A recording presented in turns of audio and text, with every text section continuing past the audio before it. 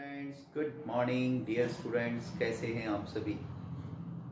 I hope you will be good, you will be fine, your study is going very very well because you are the student of class 10th। Board student हैं आप लोग और आपको पता है कि आपके ऊपर कितनी बड़ी जिम्मेदारी है। बोर्ड एग्ज़ाम मार्च में होना है और वो तो होके ही रहेंगे। तो हमें इस बोर्ड एग्ज़ाम में मैथमेटिक्स में बहुत अच्छे मार्क्स लेके आना है, बहुत अच्छे। कोई बहाना नहीं कि कोरोना था इस वजह से हमारे मार्क्स कम आए, कुछ नहीं, nothing else. Your marks must be more than 95। ठीक है, तो मोर देन 95 लाने के लिए या 100 आउट ऑफ 100 मार्क्स लाने के लिए कड़ी मेहनत की ज़रूरत है। तो याद रखिए, मैथमेटिक्स एक अकेला ऐसा सब्जेक्ट है जिसमें आप 100 आउट ऑफ 100 मार्क्स ला सकते हैं। Depend on your practice, your revision, your time, how much time you are spending on mathematics, how much revision you are doing, how many formulas you have learned very well. Okay, बस 4-5 चीज़ें हैं, इनको अच्छी तरह से कीजिए, definitely you will get 100% marks. चलिए, तो प्यारे बच्चों, from today we are going to discuss a new chapter of class 10th which is chapter 13, surface areas and volumes. और डियर स्टूडेंट्स, इस चैप्टर में आपको कोई प्रॉब्लम इसलिए नहीं होना चाहिए क्योंकि क्लास 9th में हमने इसी चैप्टर को, इसी चैप्टर नंबर 13 पर हमने सीखा है ना। तो ज़्यादा डिस्कस ना करते हुए थोड़ा सा समझेंगे कि इस चैप्टर में हमें कौन कौन से सॉलिड्स के बारे में पढ़ना है। तो देखिए, तो इसमें सॉलिड्स कौन कौन से पढ़ेंगे हम। Number 1, cuboid. सबसे पहले क्यूबॉइड के बारे में पढ़ेंगे। क्यूबॉइड सभी बच्चे जानते हैं। Each face of cuboid is in rectangular in shape. प्रत्येक शेप इसमें रेक्टेंगुलर शेप होती है, तो दिस इज क्यूबॉइड। फिर हम इसमें पढ़ेंगे किसके बारे में, क्यूब के बारे में। क्यूब भी सभी बच्चे जानते हैं। क्यूब की जो ईच फेस होती है वो कैसी होती है, स्क्वायर शेप में होती है। तो दिस इज क्यूब। फिर उसके बाद में हम पढ़ेंगे कोन के बारे में। कोन भी सभी बच्चे जानते हैं, कोन ऐसा होता है। ठीक है, ये इसकी रेडियस होती है, ये इसकी हाइट होती है, ये इसकी स्लैंट हाइट होती है। इसमें मैंने बताया नहीं, ये क्यूब है तो इसकी जो ईच एज होगी वो सेम लेंथ की होगी। ये अगर क्यूबॉइड है तो इसमें लेंथ एल होगी, ब्रेथ हाइट ब्रेथ बी होगी और हाइट इसकी एच होगी। ठीक है, उसके बाद में हम पढ़ेंगे डियर स्टूडेंट्स किसके बारे में, सिलेंडर के बारे में। तो सिलेंडर सभी बच्चे जानते हैं। सिलेंडर जो सिलेंड्रिकल शेप में सॉलिड होते हैं, तो यहाँ पे ये इसकी रेडियस और ये इसकी हाइट। उसके बाद 5th नंबर पे हमें पढ़ना है स्पेयर्स के बारे में। और स्पेयर भी स्पेरिकल शेप में होते हैं कुछ इस प्रकार से। ये इसकी रेडियस, ये इसकी रेडियस। और उसके बाद में लास्ट में हम पढ़ेंगे हेमिस्फीयर के बारे में। हेमिस्फीयर, हेमिस्फीयर में हाफ कर देते हैं केवल, है ना। तो ये कुछ इस प्रकार से इसकी शेप होती है, ये आर और ये आर। तो हमें इतनी सॉलिड के बारे में पढ़ना है बेटा। This is cuboid, this is cube, cone, cylinder, sphere, hemisphere. ठीक है, तो अगर हम थोड़ा सा डिस्कस करें, वैसे ज़रूरत नहीं है डिस्कस करने की क्योंकि क्लास 9th में हम सब कुछ इसके बारे में जानते हैं already. We have discussed everything in details. Okay, तो फिर भी थोड़ी सी अगर बात करें तो इसकी सरफेस एरिया की बात करें तो सरफेस एरिया इसका होता है 2 multiply l b plus b h plus h l. अगर हम लेटरल सरफेस एरिया की बात करें तो लेटरल सरफेस एरिया होता है इसका 2 into l plus b into h. अगर हम इसकी वॉल्यूम की बात करें, वॉल्यूम ऑफ क्यूबॉइड, तो l into b into h. अगर क्यूब की बात करें तो क्यूब का जो सरफेस एरिया होता है दैट इज 6l²। अगर हम इसकी लेटरल सरफेस एरिया की बात करें तो 4l²। और अगर हम इसके वॉल्यूम की बात करें तो दैट इज l³। कोन में अगर स्लेंट हाइट निकालने की बात करें तो l =√r² प्लस h²। फिर अगर हम इसकी कर्व सरफेस एरिया की बात करें तो πr_l। फिर हम अगर टोटल सरफेस एरिया की बात करें तो πr × r प्लस l। और अगर हम वॉल्यूम की बात करें तो 1/3 πr²h। अगर हम सिलेंडर की बात करें तो सिलेंडर में इसका जो कर्व सरफेस एरिया होगा वो होगा 2πrh। अगर हम इसके टोटल सरफेस एरिया की बात करें तो वो होगा 2πr × r प्लस h। और अगर हम इसके वॉल्यूम की बात करें तो वो होगा πr²h। अगर स्फीयर की बात करें तो स्फीयर में जो इसका सरफेस एरिया होगा स्फीयर का वो होगा 4πr²। और अगर इसके वॉल्यूम की बात करें तो वो होगा 4/3 πr³। अगर हम हेमिस्फीयर की बात करें तो हेमिस्फीयर में जो सरफेस एरिया होगा इसका वो होगा 2πr²। और अगर टोटल सरफेस एरिया की बात करें तो 3πr²। और अगर वॉल्यूम की बात करें तो 2/3 πr³।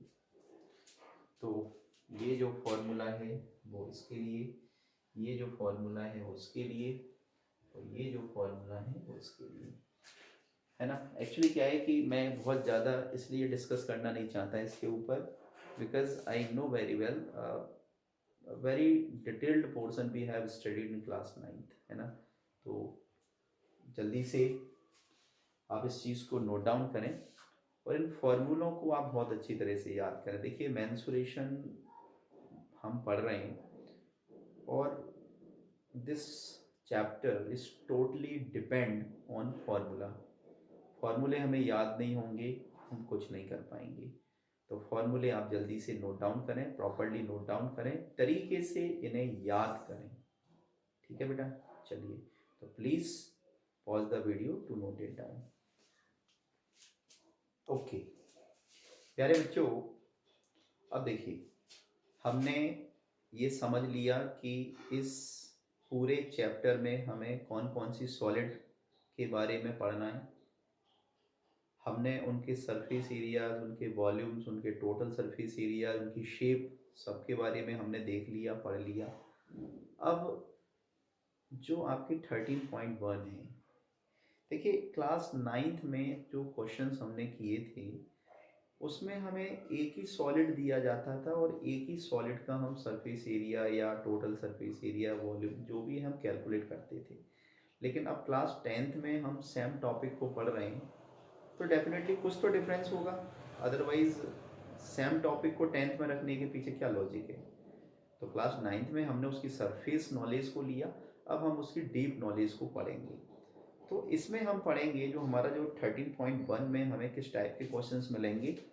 तो हमें मिलेंगे surface areas of a combination of solids, यानी हमें निकालना तो सरफेस एरिया ही है लेकिन कॉम्बिनेशन ऑफ सॉलिड्स। तो कॉम्बिनेशन ऑफ सॉलिड्स का मतलब होता है कि ऐसा कॉम्बिनेशन जिसमें 2 और मोर देन 2 सॉलिड्स जुड़े होंगे। यानी सपोज दैट कि अगर हमें एक ऐसा कॉम्बिनेशन दे दिया जाए कि जिसमें हमसे बोला जाए कि एक सिलेंडर है, क्या है, एक सिलेंडर है और इस सिलेंडर के ऊपर कोई कोन है। तो आप देखिए this is the solid but it is the combination of two solids. इसमें कौन कौन से सॉलिड हैं भाई, हम देख पा रहे हैं कि एक तो इसमें कोन है, दूसरा इसमें सिलेंडर है। ठीक है, तो ये कॉम्बिनेशन हो गया दो सॉलिड का। हमें इसका सरफेस एरिया निकालना है। सपोज दैट हमसे कह दिया जाए find the surface area of this solid, तो हाउ टू कैलकुलेट। तो हम क्या करेंगे, सरफेस एरिया ऑफ, हम यहाँ पे कैलकुलेट करेंगे curve surface area of cylinder plus curve surface area of कोन, और दोनों को ऐड कर देंगे, है ना। तो सरफेस एरिया ऑफ क्या हो गया, combination of two solids. Suppose that कि हमें कोई ऐसा सॉलिड दे दिया जाए कि कहा जाए कि ये सिलेंडर है, ठीक है, और यहाँ पे एक हेमिस्फीयर लगा है, एक हेमिस्फीयर यहाँ पे लगा है। हमसे कहा जाए कि इसका सरफेस एरिया निकालें, तो इसका सरफेस एरिया कैसे निकालेंगे भाई, हम सरफेस एरिया ऑफ सिलेंडर निकालेंगे, surface area of both hemisphere निकालेंगे और दोनों को ऐड कर देंगे। ये क्या हो गया, ये सिलेंडर है और ये क्या है, हेमिस्फीयर। हेमिस्फीयर, ठीक है। तो कॉम्बिनेशन ऑफ सॉलिड्स का मीनिंग आप समझ गए होंगे कि कॉम्बिनेशन ऑफ सॉलिड्स का मतलब हो गया कि अ सॉलिड विच कंटेन और विच कंजिस्ट टू और मोर सॉलिड्स। ऐसे सॉलिड को हम कॉम्बिनेशन ऑफ सॉलिड बोलेंगे जो दो या दो से ज़्यादा सॉलिड से मिलकर बना हो। ठीक है, तो आप मेरी बात को समझ गए होंगे कि इन exercise 13.1 we have to study about the surface area of a solid which consist of combination of solids. Clear है। चलिए तो शुरू करते हैं एक्सरसाइज 13.1। यहाँ पे लिख देता हूँ एक्सरसाइज 13.1। ठीक है, स्टार्टिंग फ्रॉम फर्स्ट, है ना। हम क्वेश्चन नंबर 1 से ही स्टार्टिंग करेंगे। तो देखते हैं सबसे पहले क्वेश्चन नंबर 1 में हमें करना क्या है। इसमें लिखा है 2 cubes each of volume 64 cubic centimetre are joined end to end. हमें दो क्यूब्स दे रखे, प्रत्येक क्यूब का जो वॉल्यूम है वो 64 क्यूबिक सेंटीमीटर है और एंड टू एंड ये आपस में जुड़े हुए हैं। तो दो क्यूब बनाइए। क्या बनाना है, 2 क्यूब्स बनाने हैं। तो एक क्यूब ये हो गया मेरा,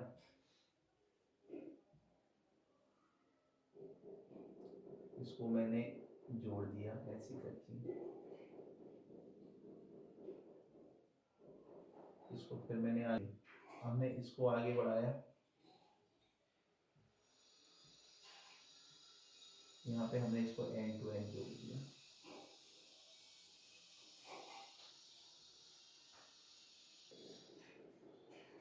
तो ये बन गए हमारे दो क्यूब्स। ठीक है, कोई प्रॉब्लम किसी को बनाने में, अगर किसी को प्रॉब्लम है तो हम इसको और सिंपल तरीके से बना सकते हैं। ये मैंने एक क्यूब बनाया, ठीक है, ये एक और क्यूब बनाया, इसको जोड़ दिया मैंने। अब देखिए मुझे एक और क्यूब बनाना है, तो मैंने इसको आगे बढ़ाया, इसको आगे बढ़ाया, इसको मैंने आपस में जोड़ा, इसको आगे बढ़ाया, इसको आगे बढ़ाया और इसको मैंने आपस में जोड़ दिया। ठीक है, तो ये बन गया हमारा, दो क्यूब को हमने आपस में जोड़ा तो क्या बन गया, क्यूबॉइड। तो ये इसकी लेंथ होगी और ये लेंथ इसकी होगी, बिट्स इसकी ये होगी और ये इसकी लेंथ हाइट होगी। ये क्या होगी, इसकी हाइट, और ये क्या होगी, इसकी बिट्स। ओके, देखिए given volume of each cube is given 64 cubic centimeter। ये हमें दे रखा है और हमें कैलकुलेट क्या करना है, to find area of the resulting cuboid. तो जब दो क्यूब को हमने आपस में एंड टू एंड जोड़ा तो हमें क्या मिला, क्यूबॉइड। और हमें इस क्यूबॉइड का क्या निकालना है, सरफेस एरिया। तो सरफेस एरिया निकालने के लिए सबसे पहले तो हमें इस वॉल्यूम की हेल्प से इसकी एज निकालनी पड़ेगी। तो देखिए, volume of each cube equal to 64 cubic centimetre is given. अब वॉल्यूम ऑफ क्यूब होता क्या है? वॉल्यूम ऑफ क्यूब होता है एल क्यूब। तो एल क्यूब इक्वल टू 64। अब एल क्यूब इक्वल टू 64 को लिख सकता हूँ मैं 4 का क्यूब। दोनों की पावर कैसी है? सेम। इनके बेस भी कैसे होंगे? Same. L equal to 4 centimetre. तो ये हमने क्या निकाल लिया? ये हमने निकाल लिया length of edge of cube, कितनी? 4 सेंटीमीटर।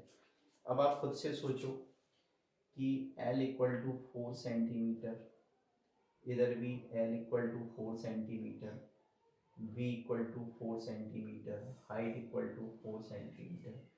तो जो हमारा रिजल्टिंग क्यूबॉइड है, क्या है? रिजल्टिंग क्यूबॉइड, उसकी लेंथ क्या होगी? तो हम इसमें लिख सकते हैं कि फॉर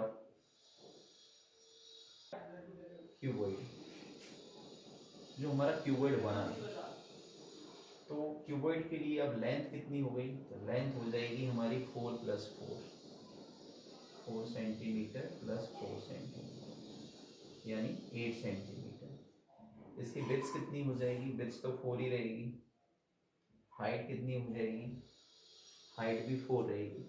अब हमें क्यूबॉइड का सरफेस एरिया निकालना है। सरफेस एरिया निकालने के लिए हमें लेंथ भी चाहिए, ब्रेथ भी चाहिए, हाइट भी चाहिए, तीनों हमने कैलकुलेट कर ली। अब हम इजीली सरफेस एरिया निकाल सकते हैं। अब हम सरफेस एरिया कैसे निकाल सकते हैं? तो मैं यहाँ पे लिखता हूँ, since the surface area of the resulting cuboid. तो सरफेस एरिया का फॉर्मूला भी हमने लिखाया था आपको, 2 × LB plus VH plus HL, यही होता है बेटा। इसमें आप वैल्यू पुटअप कीजिए, तो 2 × लेंथ कितनी है? 8, ब्रेथ कितनी है? 4, ब्रेथ 4, हाइट 4, लेंथ 8। तो 2 × 8 4 ज़ा 32, 4 4 ज़ा 16, 4 8 ज़ा 32। तो 32 + 32 कितना हुआ? 64। 64 में 16 को ऐड करो, कितना हुआ? 80। 82 ज़ा 160 स्क्वायर सेंटीमीटर। तो दिस इज अवर आंसर। तो फाइनल आंसर लिख सकते हैं हम, क्या लिखें? तो हम अपना फाइनल आंसर लिख सकते हैं, hence the required surface area of the resulting cuboid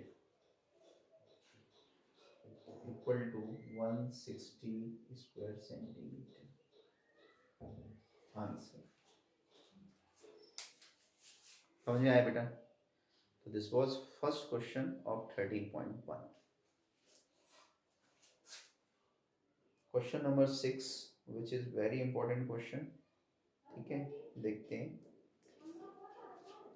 question number 6।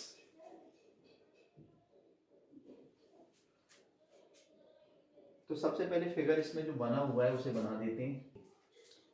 तो देखिए, अब हम करते हैं स्टडी किसकी? क्वेश्चन की। A medicine capsule is in the shape of a cylinder with two hemispheres stuck to each of its ends. एक कोई कैप्सूल है, तो दिस कैप्सूल, एक कैप्सूल की शेप कैसी है?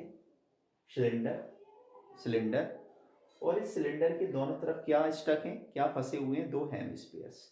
तो आप देख पा रहे होंगे कि एक हेमिस्फीयर तो ये है, एक हेमिस्फीयर ये है,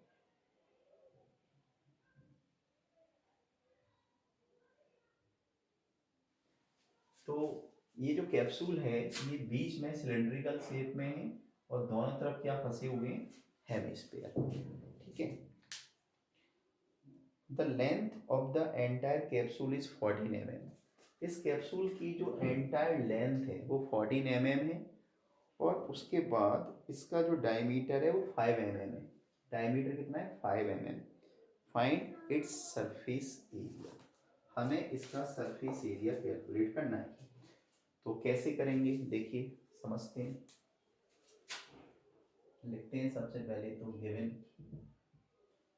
तो हमें डायमीटर कितना दे रखा है, 5 मिलीमीटर, और ये डायमीटर है वो सिलेंडर का भी है और हेमिस्फीयर का भी है। तो मैं यहाँ पे लिखता हूँ कि diameter of cylinder and hemisphere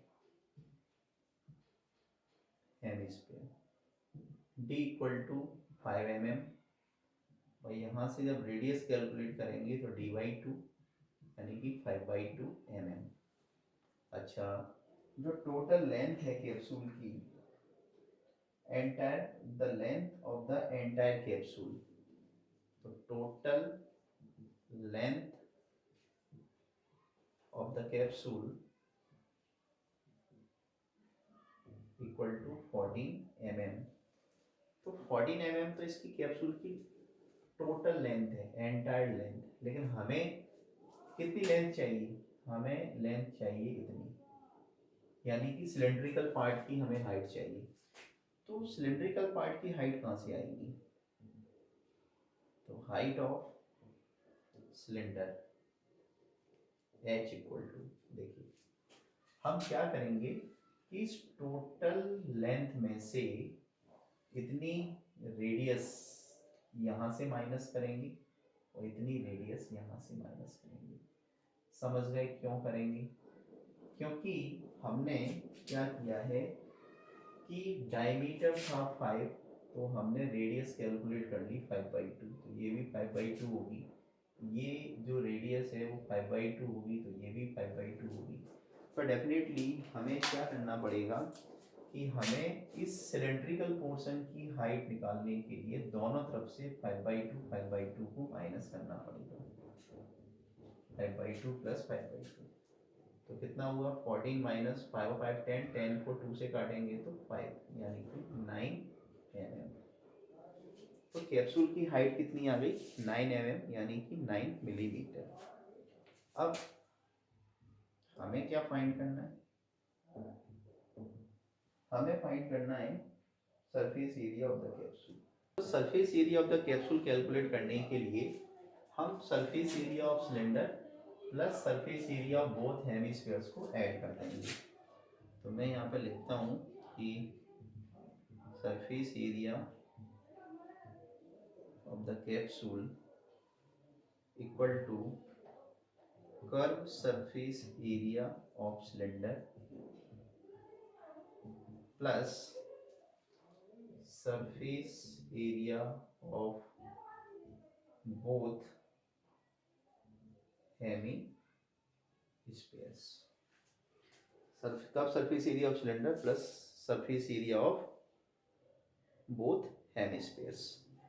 ठीक है, अब देखो curve surface area of cylinder कितना होता है, 2πRh, 2πRh, और बोथ यानी कि 2 का मल्टीप्लाई करेंगे हम, एक हेमिस्फीयर का सरफेस एरिया कितना होता है, 2πr²। तो हम इसमें से क्या कॉमन ले सकते हैं, हम इसमें से कॉमन ले सकते हैं 2πr, है ना, 2πr दोनों जगह कॉमन है, तो 2πr मैंने कॉमन ले लिया, यहाँ से बचा h, तो यहाँ से क्या बचा 2r। अच्छा देखो, कॉमन मैंने सिर्फ इसलिए कॉमन ले लिया, मतलब कॉमन जरूरी नहीं है कि हर केस में हम कॉमन ले पाएँ, इट डिपेंड द क्वेश्चन, है ना। इसमें मैंने कॉमन क्यों ले लिया, क्योंकि आप गौर से देखो कि जो सिलेंडर की रेडियस है वही रेडियस हेमिस्फीयर की है। तो यहाँ पे ये जो रेडियस है ये सिलेंडर की है, यहाँ पे ये जो रेडियस है वो हेमिस्फीयर की है, लेकिन दोनों की रेडियस कैसी है, सेम, तो इसलिए हम उसे कॉमन ले पा रहे हैं। अगर ऐसा होता कि सिलेंडर की रेडियस कुछ और होती, हेमिस्फीयर की रेडियस कुछ और होती, तो हम उसे कॉमन नहीं ले पाते। क्लियर? चलिए इसमें वैल्यू पुटअप कर दीजिए। तो 2 मल्टीप्लाई पाई की वैल्यू हमेशा देख लेना, अगर कुछ दी है तो हमें वही रखना है, और अगर नहीं दी है तो बाय डिफ़ॉल्ट 22/7 ही रखेंगे। तो 22/7, रेडियस है 5/2, रेडियस है 5/2, हाइट, हाइट ऑफ सिलेंडर है 9 प्लस 2 मल्टीप्लाई रेडियस है 5/2। 2 से 2 को काट सकते हैं, इस वाले 2 से इस वाले 2 को काट सकते हैं। 22 का 5 से मल्टीप्लाई करेंगे तो 22 5 जा 110 अपॉन 7 इंटू 9 और 5 14, 7 1 जा 7, 7 2 जा 14, 110 का 2 से मल्टीप्लाई करेंगे 220 mm स्क्वायर, तो ये हमारा क्या आ गया, ये आ गया surface area of the capsule. लिख दीजिए hence the required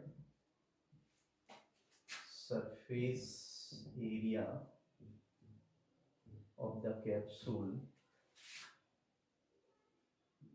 equal to 220 mm square. तो ये हमारा क्या हो गया आंसर। अंडरस्टूड बच्चों? This was very important question. Question number 6, question number 7, बहुत ही ज़्यादा इंपॉर्टेंट क्वेश्चन। तो सबसे पहले रीडिंग करते हैं क्वेश्चन की, उसके बाद बनाएंगे इसका figure as the information given. तो a tent is in the shape of a cylinder surmounted by a conical top। एक कोई टेंट है जो सिलेंडर है और सिलेंडर के ऊपर सरमाउंटेड बाय कॉनिकल टॉप। तो क्या करें, क्वेश्चन नंबर 7, एक सिलेंडर बनाते हैं। तो ये कोई सिलेंडर है,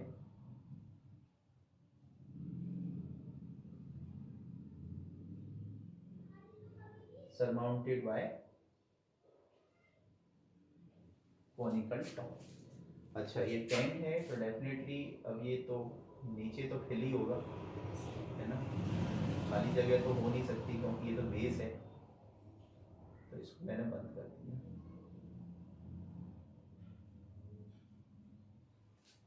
ओके, अब देखिए हमें बोला है कि if the height and diameter of the cylindrical part are, height and diameter.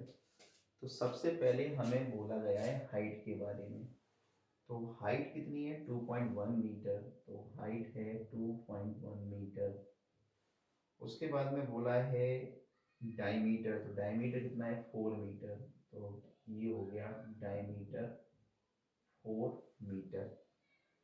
हमसे बोला है find the area of the canvas, अच्छा, at the slant height of the top. Top की स्लैंट हाइट भी दे रखी है, L equal to 2.8 metre, slant height भी गिवन है। Find the area of the canvas used for making the tent. ठीक है, इस टेंट को बनाने में कितना कैनवास यूज हुआ है उसका हमें एरिया बताना है। Also find the cost of the canvas, हमें कैनवास जो भी यूज हुआ है उसकी कॉस्ट भी बतानी है। ठीक है, तो कैसे करेंगे देखिए, हम यहाँ पे लिखते हैं सबसे पहले गिवन, है ना, given information, information which are given in the question और information which we are getting from the figure. तो उसको हम लिखते हैं सबसे पहले। तो हमें इस फिगर से क्या क्या इंफॉर्मेशन मिल रही है, देखिए हमें इस सिलेंड्रिकल पार्ट का डायमीटर और कॉनिकल पार्ट का डायमीटर 4 सेंटीमीटर गिवन है। तो मैं इसको लिखता हूँ यहाँ पे कि diameter of cylinder and cone. D equal to 4 meter, which is radius equal to half of diameter, means 2 meter. Okay, और हमें क्या गिवन है, हमें इसकी सिलेंडर की हाइट गिवन है, तो हाइट कितनी है 2.1 मीटर। हमें स्लैंट हाइट भी गिवन है 2.8 मीटर। Okay, 2 find. अब हमें फाइंड क्या करना है, तो 2 things we have to calculate. ठीक है, चलिए तो देखते हैं कैसे करेंगे। देखिए, एरिया ऑफ कैनवास निकालने के लिए हमें क्या करना पड़ेगा कि एक तो हम निकालेंगे curve surface area of cylinder, दूसरा हम निकालेंगे कर्व सरफेस एरिया ऑफ कोन, और दोनों को ऐड कर देंगे तो वो आ जाएगा हमारा एरिया ऑफ कैनवास। ठीक है, तो सबसे पहले तो हम इसी को कैलकुलेट कर लेते हैं। Used for making the tent, used for making the tent. इस टेंट को बनाने के लिए कितना कैनवास जो यूज हुआ है उसका हम क्या निकाल रहे हैं, एरिया। तो curve surface area of cylinder plus curve surface area of cone. तो curve surface area of cylinder क्या होता है, 2πRh, 2πRh, और curve surface area of cone क्या होता है, πRL।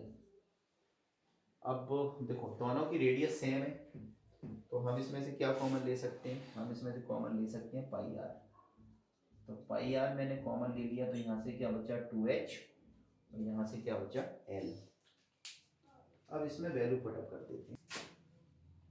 पाई की वैल्यू के लिए हमें कुछ बोला है तो एक बार देख लो, नहीं बोला तो नो प्रॉब्लम, कुछ नहीं बोला। तो पाई हम लेंगे 22/7। ठीक है, रेडियस, तो रेडियस हमें कितनी गिवन है, 2 मल्टीप्लाई हाइट। तो हाइट ऑफ सिलेंडर हमने कितनी दी है, हाइट ऑफ सिलेंडर दी रहती है 2.1, और स्लैंट हाइट कितनी दी रखी है 2.8। 44/7 इंटू 2.1 का 2 से मल्टीप्लाई करेंगे तो 4.2 हो जाएगा, और ये मल्टीप्लाई तो कितना, 8 और 2 10 का 0, कैरी 1, 5 और 2 7, तो 7 से 7 काट सकते हैं, तो 44 स्क्वायर मीटर, 44 स्क्वायर मीटर। तो ये क्या आ गया, this is the area of canvas. ठीक है, तो आप यहाँ पे लिख सकते हैं therefore the area of the canvas. ठीक है, तो ये एरिया ऑफ द कैनवास हमने निकाल लिया 44 स्क्वायर मीटर, यानी हमें पता चल गया कि उस टेंट को बनाने में कितना कपड़ा यूज हुआ है। तो since the cost of the canvas at the rate of ₹500 पर स्क्वायर मीटर, यानी एक स्क्वायर मीटर का 500 रुपये। तो हमारे पास कितने स्क्वायर मीटर हैं, 44। तो 44 स्क्वायर मीटर हैं, तो एक स्क्वायर मीटर की जो रेट है वो है ₹500। तो जब हम इंटू करेंगे तो क्या होगा, 5 4 20, 2 कैरी 5 4 20, 22, और 2 जीरो और लगा दीजिए, तो ये कितना आ गया 22,000। तो हम अपना फाइनल आंसर क्या लिख सकते हैं, hence the required cost of the canvas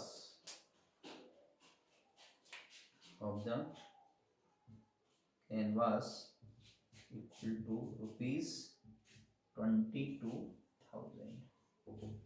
ये हमारा क्या हो गया, आंसर हो गया बच्चों। यानी कि उस टेंट को बनाने में जो कैनवास यूज हुआ है उसका एरिया है 44 स्क्वायर मीटर, और उसकी जो कॉस्ट है एट द रेट ऑफ ₹500, पर स्क्वायर मीटर कितनी है 22,000। ठीक है, so this was question number 7, a very important question it was. ठीक है, सो दिस इज एक्सरसाइज 13.1। ठीक है, in next video we will study 13.2। Till then take care and good bye.